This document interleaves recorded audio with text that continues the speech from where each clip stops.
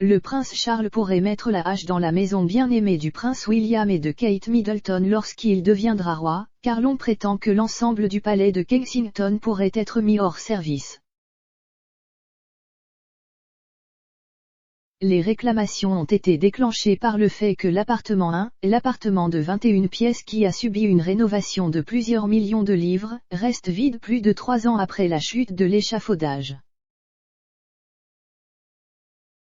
Le prince Harry et Meghan Markle devaient auparavant vivre dans l'appartement, aux côtés du prince William et de Kate.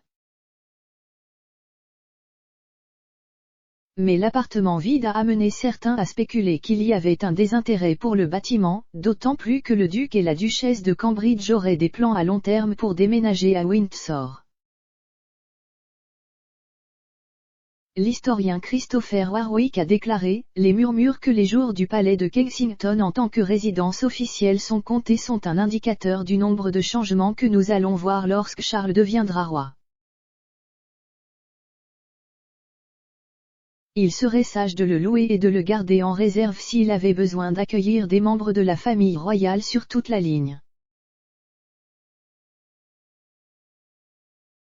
Cela survient alors que l'on parle de plus en plus d'une monarchie allégée sous le règne du prince Charles.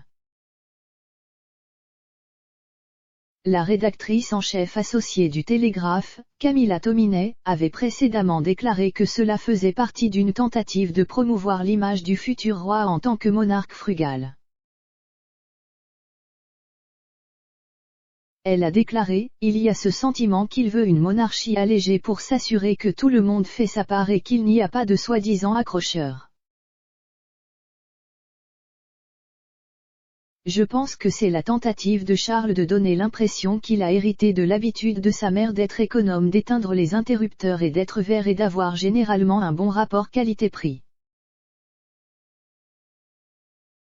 D'une part, c'est probablement une bonne idée lorsque Trooping the Colour arrive pour nous de ne pas voir un si vaste éventail de membres de la famille royale sur le balcon du palais de Buckingham, car cela pose alors la question, qui sont tous ces gens et que font-ils ?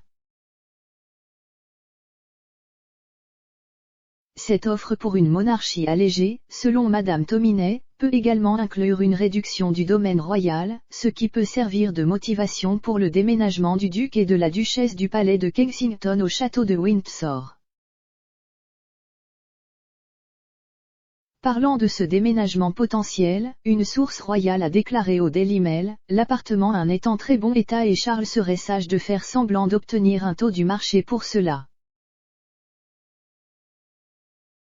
Si les Cambridge déménagent, il semble probable que les quelques royales restants seront obligés de partir.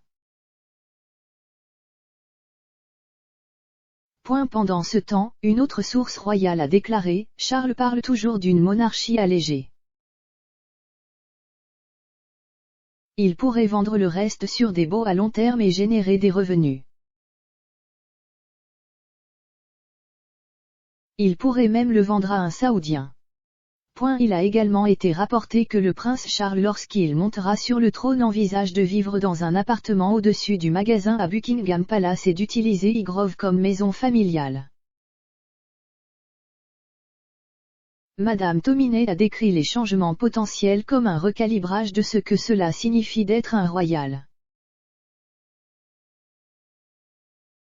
Le palais de Kensington, qui abrite également une cinquantaine de membres du personnel royal, a une valeur estimée à 620 millions de livres sterling. Hormis l'appartement 1 vide, le reste du palais de Kensington est plein selon un assistant, qui ajoute que les travaux sont en cours.